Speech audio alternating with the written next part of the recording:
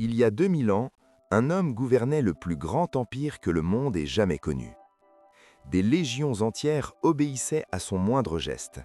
Des millions de vies dépendaient de ses décisions. Et pourtant, chaque soir, cet homme s'asseyait seul dans sa tente, une bougie vacillante pour seule compagnie, et il écrivait. Il écrivait pour survivre. Pas à ses ennemis, pas au complot, non. Il écrivait pour survivre à son propre esprit. Cet homme, c'était Marc Aurèle. Et ce qu'il a découvert sur l'anxiété, sur la dépression, sur ces ombres qui nous tirent vers le bas, eh bien c'est exactement ce que je vais partager avec toi dans les prochaines minutes. 10 leçons stoïciennes, 10 clés qui ont traversé les siècles, 10 façons de transformer ton esprit de prison en allié. Reste jusqu'à la fin, la dernière leçon pourrait bien changer ta façon de voir absolument tout ce qui t'arrive. Tu connais cette sensation? Ce poids sur la poitrine au réveil, cette impression que les murs se rapprochent, ces pensées qui tournent en boucle, encore et encore, comme un disque rayé que tu n'arrives pas à arrêter. Tu te lèves, tu fais ce qu'il faut faire, tu souris quand il le faut, mais à l'intérieur, c'est le chaos. Et le pire, personne ne le voit. Tu cries en silence, tu te noies dans une pièce pleine de gens, et tu te demandes, est-ce que je suis le seul à ressentir ça? Non, tu n'es pas seul, loin de là. Les plus grands esprits de l'histoire ont affronté exactement les mêmes batailles. Des empereurs, des philosophes, des guerriers. Ils ont tous connu cette obscurité. Et certains d'entre eux ont trouvé quelque chose, une lumière, une méthode, une façon de penser qui transforme tout. On appelle ça le stoïcisme. Et aujourd'hui, je vais te guider à travers 10 de ces enseignements les plus puissants. Pas de théories abstraites, pas de phrases creuses, juste des outils concrets forgés par des hommes qui ont traversé des épreuves que nous pouvons à peine imaginer. Voici ce qu'on va explorer ensemble. D'abord, on va parler de ce poison silencieux qui détruit ton bonheur sans que tu t'en rendes compte. Ensuite, on découvrira comment la voix dans ta tête peut devenir ton pire ennemi ou ton meilleur allié.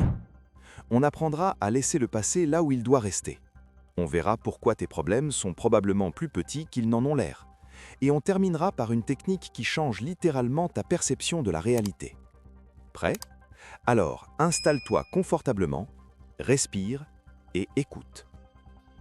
Laisse-moi te raconter une histoire. Imagine un voyageur qui marche sur un sentier de montagne. Le chemin est beau, le soleil brille, l'air est pur. Mais ce voyageur ne regarde jamais devant lui. Non, il passe son temps à observer les autres sentiers. Celui-là semble plus facile. Celui-ci a l'air plus court. Et cet autre-là regarde comme les gens avancent vite dessus. Alors notre voyageur change de route. Encore, et encore, et encore.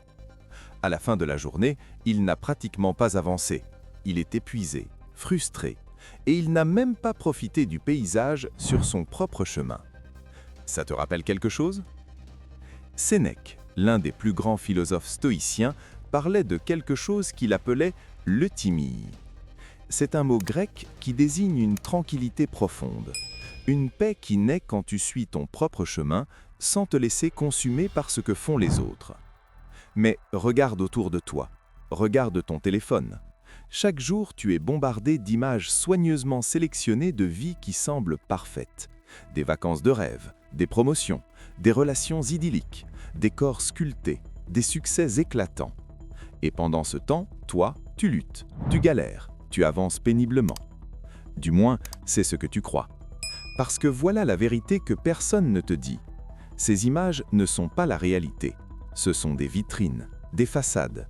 Derrière chaque sourire parfait, il y a des nuits blanches, des doutes, des peurs, des combats silencieux que personne ne montre. Marc Aurèle lui-même, l'homme le plus puissant de son époque, nous mettait en garde. Il écrivait « Ne gaspille pas le reste de ta vie à te préoccuper de la vie des autres. Sois certain que tu négliges d'autres sujets plus importants. » 2000 ans plus tard, ces mots n'ont jamais été aussi actuels. Chaque minute que tu passes à analyser le parcours des autres est une minute volée à ton propre voyage. Chaque comparaison est un vol de ta joie, un vol de ton énergie, un vol de ta paix. Et le pire, la comparaison est un jeu truqué. Tu ne peux jamais gagner. Parce qu'il y aura toujours quelqu'un de plus riche, quelqu'un de plus beau, quelqu'un qui semble avoir tout compris. Et si tu bases ta valeur sur cette échelle, tu seras toujours perdant. Alors que faire? C'est simple. Pas facile, mais simple. Arrête de regarder les autres sentiers. Pose tes yeux sur le tien. Célèbre tes propres victoires, même les plus petites. Compare-toi à une seule personne, celle que tu étais hier. Ta progression est unique, ton rythme est unique, ton histoire est unique. Et au bout du compte, la seule histoire qui compte vraiment, c'est la tienne. Je veux que tu fasses quelque chose avec moi. Ferme les yeux un instant. Pas maintenant si tu conduis ou si tu marches, mais prends note mentalement. Rappelle-toi la dernière fois que tu as fait une erreur, une vraie erreur, quelque chose qui t'a embarrassé ou qui a mal tourné. Maintenant, rappelle-toi ce que tu t'es dit à ce moment-là. Quel mot as-tu utilisé? Quel ton? Quelle intensité? Si tu es comme la plupart des gens, tu t'es probablement parlé d'une façon que tu n'oserais jamais utiliser avec quelqu'un que tu aimes. Tu es stupide, tu gâches toujours tout, tu n'y arriveras jamais. Il y a une histoire qu'on raconte sur Cléante, l'un des philosophes stoïciens de l'Athènes antique. Un jour, il aperçut un homme murmurant des paroles de haine contre lui-même, les poings serrés de frustration. Cléante s'approcha et lui demanda calmement : « Pourquoi vous parlez-vous comme si vous étiez votre pire ennemi? Ne méritez-vous pas un peu de compassion ?» Cette question résonne encore aujourd'hui. Pense-y, si ton meilleur ami venait te voir, effondré parce qu'il a échoué à quelque chose, que lui dirais-tu? Est-ce que tu lui cracherais au visage? Est-ce que tu lui énumérerais tous ses défauts? Est-ce que tu lui dirais qu'il est nul et qu'il ne réussira jamais rien? Bien sûr que non. Tu le soutiendrais, tu lui rappellerais ses forces, tu lui dirais que l'échec fait partie du chemin et que demain est un autre jour. Alors, pourquoi te refuses-tu cette même gentillesse? L'anxiété et la dépression se nourrissent de cette voix intérieure cruelle. Elles prospèrent dans ce terreau d'autocritique impitoyable. Chaque pensée toxique que tu laisses s'installer est comme une goutte de poison dans un verre d'eau. Une goutte, ça va, mais jour après jour, pensée après pensée, le verre devient imbuvable. Sénèque nous rappelait qu'être son propre allié est essentiel pour mener une vie équilibrée. Chaque pensée que nous entretenons façonne notre perception de la réalité. Alors, voici ce que je te propose. À partir de maintenant, commence à surveiller cette voix. Quand tu te surprends à te démolir, arrête-toi. Prends une respiration et demande-toi: est-ce que je parlerai comme ça à quelqu'un que j'aime? Si la réponse est non, change le message. Ce n'est pas de la faiblesse, ce n'est pas se voiler la face, c'est se traiter avec le respect nécessaire pour grandir. C'est créer un espace mental où la transformation devient possible. La façon dont tu te parles, c'est peut-être le changement le plus important que tu puisses faire dans ta vie. Je vais te confier quelque chose. Pendant longtemps, je me réveillais chaque matin avec le même poids, les mêmes regrets, les mêmes erreurs du passé qui tournaient en boucle dans ma tête. C'était comme si chaque jour était une photocopie du précédent. Comme si je traînais derrière moi une chaîne de plus en plus lourde. Et puis, j'ai découvert cette idée stoïcienne qui a tout changé. Chaque matin, nous renaissons. Pense à ça un instant.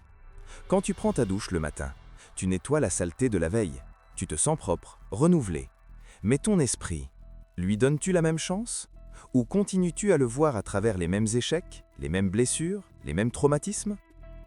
Anne Frank, cette jeune fille qui a vécu l'une des périodes les plus sombres de l'histoire humaine, cachée dans un grenier pendant que le monde s'effondrait autour d'elle, a écrit quelque chose de bouleversant. Elle croyait que chaque jour apportait avec lui la possibilité d'un nouveau départ.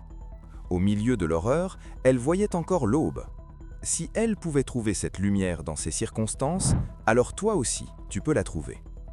Imagine un chef cuisinier. S'il insistait pour utiliser des ingrédients vieux, avariés, moisis, le résultat serait catastrophique. Mais chaque matin, il a le choix. Il peut prendre des ingrédients frais et créer quelque chose de nouveau, quelque chose de délicieux. Ta vie fonctionne exactement de la même façon.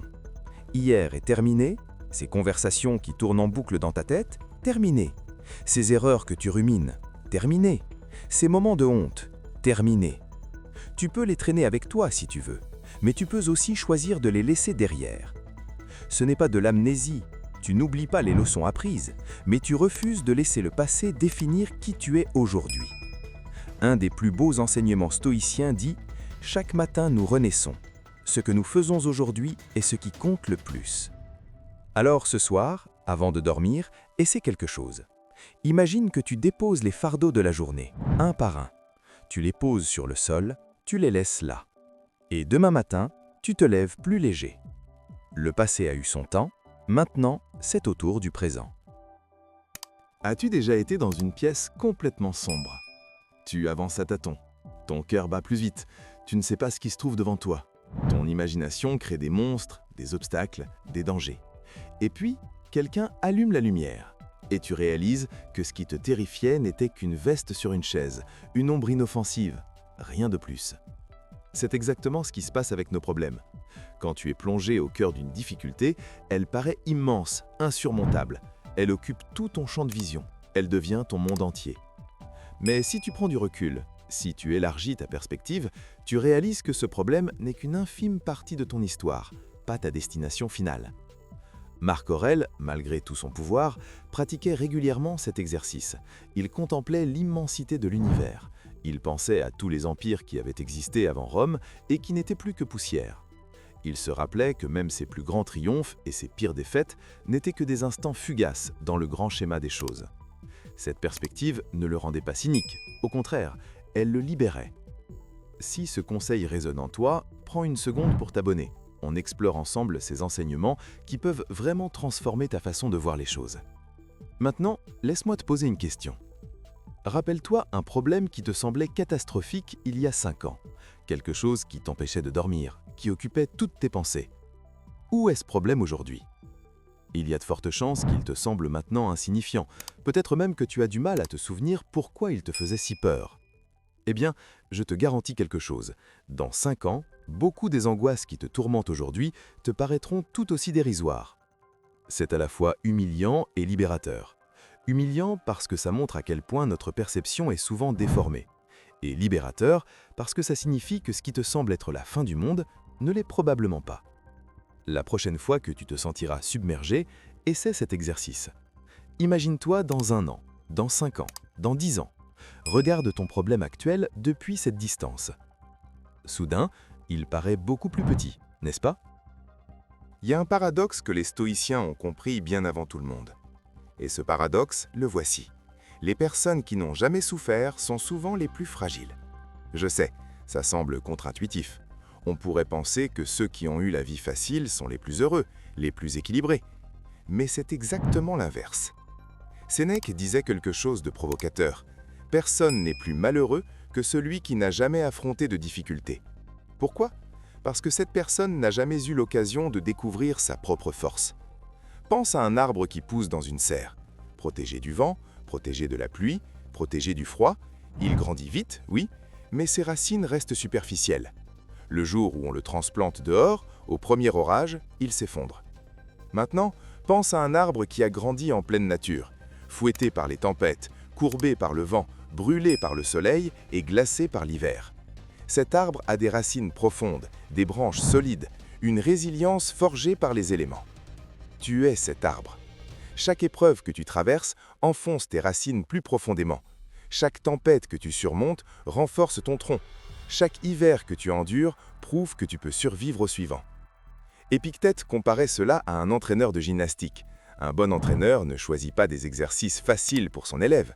Non, il lui donne les défis les plus exigeants, parce qu'il sait que c'est la résistance qui développe le muscle. La vie est ton entraîneur, et elle est exigeante parce qu'elle veut que tu grandisses. Je ne te dis pas que la souffrance est agréable, je ne te dis pas de la chercher, mais quand elle arrive, et elle arrivera, tu as le choix de la subir ou de l'utiliser. La prochaine fois que tu feras face à une difficulté, pose-toi cette question. Est-ce que cela va me détruire ou est-ce que cela va me façonner? La réponse dépend entièrement de toi. Il y a une phrase que je voudrais graver dans ton esprit. 4 mots, simples mais puissants. Cela aussi passera. C'est peut-être la vérité la plus libératrice que les stoïciens nous ont léguée. Rien n'est permanent, absolument rien. La douleur que tu ressens en ce moment, elle passera. Cette anxiété qui t'étouffe, elle passera. Ce problème qui semble insurmontable, il passera. C'est la nature même de l'existence. Tout est en mouvement perpétuel. Les saisons changent, les marées montent et descendent, les tempêtes arrivent et s'en vont. Et tes émotions, tes difficultés, tes moments sombres, ils suivent exactement le même cycle. Imagine une ville en pleine tempête. Le ciel est noir comme de l'encre, la pluie tombe à rafales, le vent hurle, les rues sont inondées. Au milieu de ce chaos, on a l'impression que ça ne finira jamais. Mais la tempête finit toujours par s'arrêter. Les nuages se dissipent, le soleil revient, la vie reprend son cours. Combien de tempêtes as-tu déjà traversées dans ta vie? Des dizaines, probablement, des centaines peut-être. Et tu es toujours là. C'est la preuve vivante que tu peux traverser celle-ci aussi. Le problème, c'est que quand on est au milieu de la tempête, on oublie qu'elle va finir. On est tellement submergé par la pluie qu'on ne peut pas imaginer le soleil. C'est pour ça que je veux que tu gardes cette phrase avec toi. Écris-la quelque part, sur ton téléphone, sur un post-it, sur ton miroir. Cela aussi passera. Et la prochaine fois que l'obscurité te semblera permanente, rappelle-toi, aucune nuit ne dure éternellement. L'aube arrive toujours. Je vais te dire quelque chose qui va peut-être te surprendre. Résister à la réalité est l'une des plus grandes sources des souffrances qui existent. Non pas la réalité elle-même, mais le fait de la combattre. Imagine que tu tires sur une corde attachée à un mur. Plus tu tires, plus la tension augmente, plus tu t'épuises, plus tu souffres. Mais le mur, lui, ne bouge pas d'un centimètre. C'est exactement ce qui se passe quand tu refuses d'accepter ce qui s'est déjà produit. Le passé est le mur, tu peux tirer dessus autant que tu veux, tu peux protester, tu peux te révolter, tu peux répéter encore et encore « ça n'aurait pas dû arriver ». Mais le passé ne changera pas, jamais. Les stoïciens avaient une expression pour ça. Ils disaient « si telle est la volonté de la nature, alors qu'il en soit ainsi ». Ce n'est pas de la résignation, ce n'est pas abandonner, c'est de l'intelligence émotionnelle. Accepter ne signifie pas approuver. Tu peux accepter qu'il pleuve sans aimer la pluie. Tu peux accepter une perte sans être content qu'elle soit arrivée. Mais tant que tu restes dans la résistance, tu gaspilles une énergie précieuse, une énergie qui pourrait être utilisée pour avancer, pour reconstruire, pour transformer. Prenons un exemple concret. Imagine quelqu'un qui perd son emploi sans préavis. Il peut passer des mois à ruminer, à se plaindre, à rejouer la scène dans sa tête, à nourrir de la rancœur envers son ancien patron. Ou bien il peut accepter la réalité, non pas l'approuver, mais l'accepter et utiliser cette énergie pour chercher de nouvelles opportunités, pour se réinventer, pour transformer cette fin en nouveau départ. Lequel des deux aura la meilleure vie? Sénèque écrivait « Le destin guide ceux qui l'acceptent et entraîne ceux qui lui résistent ». La vie suivra son cours, avec ou sans ton approbation. La différence, c'est que si tu résistes, chaque changement devient un supplice. Mais si tu acceptes, tu apprends à voir des opportunités là où tu ne voyais que des obstacles. C'est peut-être l'une des leçons les plus difficiles, mais c'est aussi l'une des plus libératrices. Parlons de quelque chose que les stoïciens comprenaient parfaitement, mais que nous avons tendance à oublier. Ton corps et ton esprit ne sont pas séparés. Ils sont intimement liés, comme les deux faces d'une même pièce. Quand l'un souffre, l'autre suit. As-tu déjà remarqué comment une mauvaise nuit de sommeil affecte ton humeur? Comment le manque d'exercice peut augmenter ton anxiété? Comment une alimentation déséquilibrée peut brouiller ta clarté mentale? Sénèque nous mettait en garde. Négliger le corps, c'est laisser les fondations s'effondrer. Et quand les fondations s'effondrent, tout le reste suit. Maintenant, je ne te parle pas de devenir un athlète olympique. Je ne te parle pas de régime extrême ou de transformation spectaculaire. Je te parle de petits gestes, simples, quotidiens, mais puissants. Ton corps a besoin de mouvement, pas pour correspondre à un idéal esthétique, mais pour libérer les tensions, pour renouveler ton énergie, pour envoyer à ton cerveau les signaux qu'il a besoin de recevoir. Une marche de 20 minutes, des étirements au réveil, prendre les escaliers au lieu de l'ascenseur, ces petits choix s'accumulent.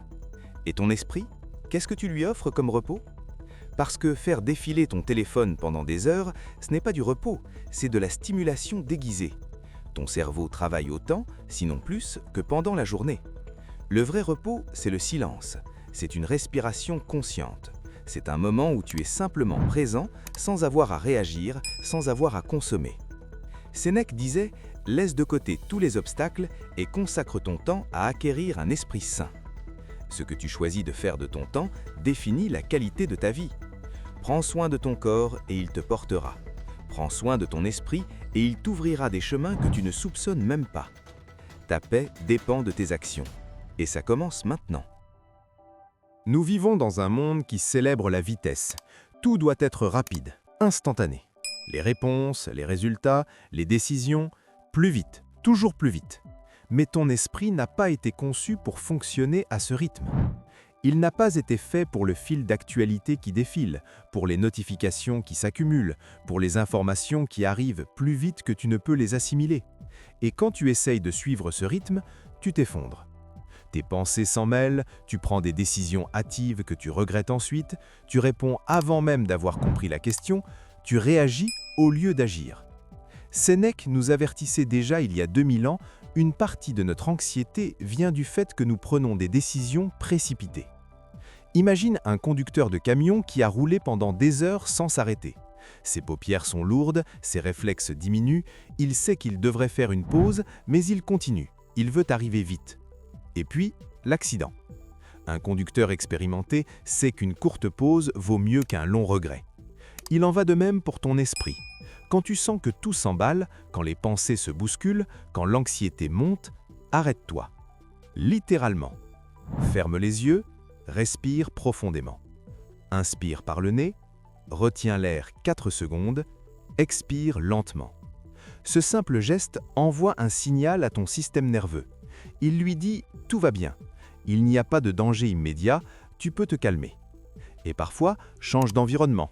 Lève-toi, marche quelques minutes, regarde le ciel, prends un verre d'eau. De petits ajustements physiques peuvent faire des merveilles pour ta clarté mentale. La nature nous enseigne que les processus ne peuvent pas être précipités. Aucun fruit ne mûrit en une nuit, aucune fleur ne s'ouvre en une seconde. Ton esprit a besoin du même respect. La prochaine fois que tu sentiras l'urgence de tout faire tout de suite, pose-toi cette question.